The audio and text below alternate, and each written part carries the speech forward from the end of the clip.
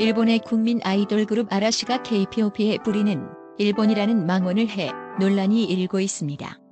지난 2일 아라시의 멤버 마츠모토 준은 미국 연예 전문지 버라이어티와의 인터뷰에서 K-POP에 뿌리는 일본 아이돌 산업에 있다고 주장해 K-POP 팬들의 공분을 사고 있습니다.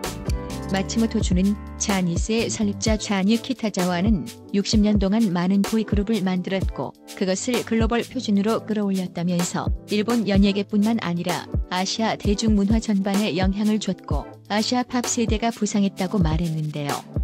그는 아시아의 아이돌은 모두 1960년대 자니스의 제작 방식에서 그 뿌리를 찾을 수 있다고 주장했습니다. 마츠모토 준은 이어 K-POP의 인기는 부럽지 않다고 말했는데요.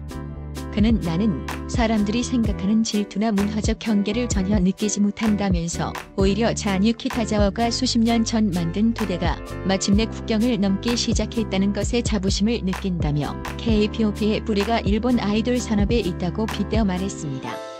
이어 자니 키타자와가 직접 만들지 않았더라도 그의 유산은 유지되어 살아있 건강하다며 다른 문화와 국가에 뿌리를 내린 꽃을 볼 수 있다고 말했습니다.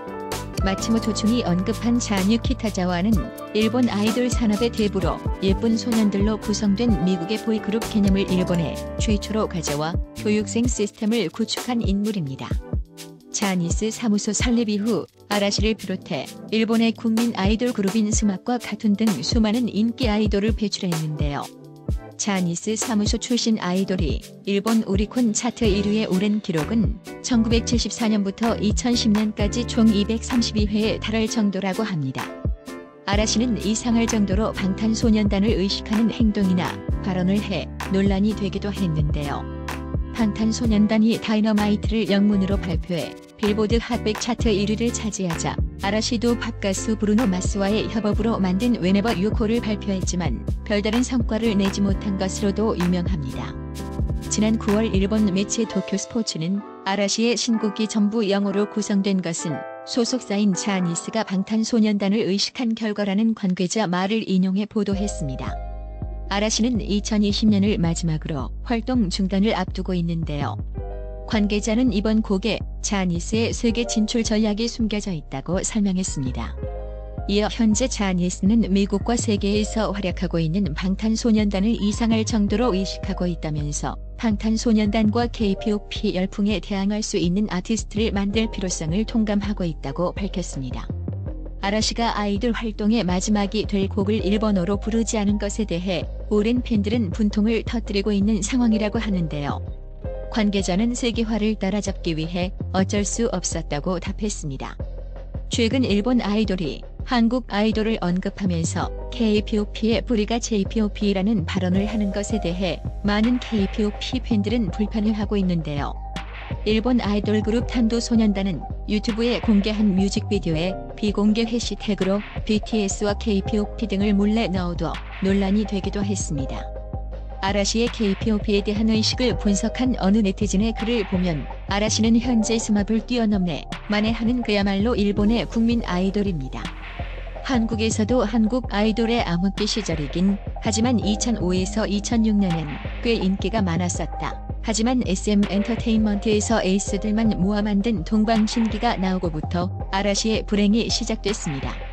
동방신기가 일본 시장을 뚫으면서부터 본격적으로 비교당하기 시작했기 때문이다. 키 크고 잘생긴 실력파 동방신기와 숏다리의 안습과 창력 아라시 동방신기 이후 빅뱅이 일본에서 대박났을 때도 소환돼서 앞서가는 실력파 힙합 아이돌 빅뱅과 동요 부르는 아라시 등으로 허접 취급당하고 최근에 방탄소년단이 터지니까 또다시 불려나와서 깔고 있는 것이다. 이런 식으로 한류 아이돌과 엮여서 조롱당한 세월만 10년이 넘어갑니다. 한창 날고 있는 방탄소년단과 40대를 바라보는 아라시가 엮여서 비교당할 때는 솔직히 좀 애잔할 정도였다. J-POP가 워낙 내세울 아이돌이 없는 상황이다 보니 허구한 날 비교당합니다. 아시아의 왕자 대접받다가 K-POP가 뜨면서 10년 넘게 숏다리 안습 아이돌 취급당하는데 내가 아라시라도 좋은 말은 안 나올 듯이라며 현재 아라시의 상황에 대해 분석했습니다. 해외 반응을 같이 살펴봅시다. 노이즈 마케팅 하냐? 되지도 않는 소리 자꾸 하네.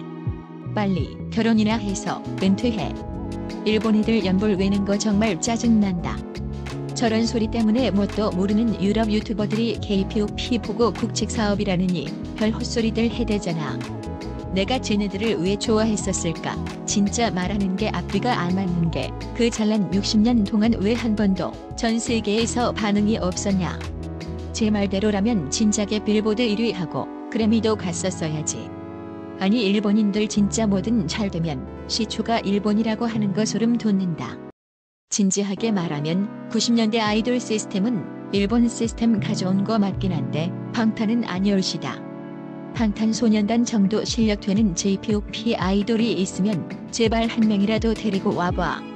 이제 와서 저런 걸로 부심 내세워봐야 스스로 쪽팔리기 밖에 더 하겠냐.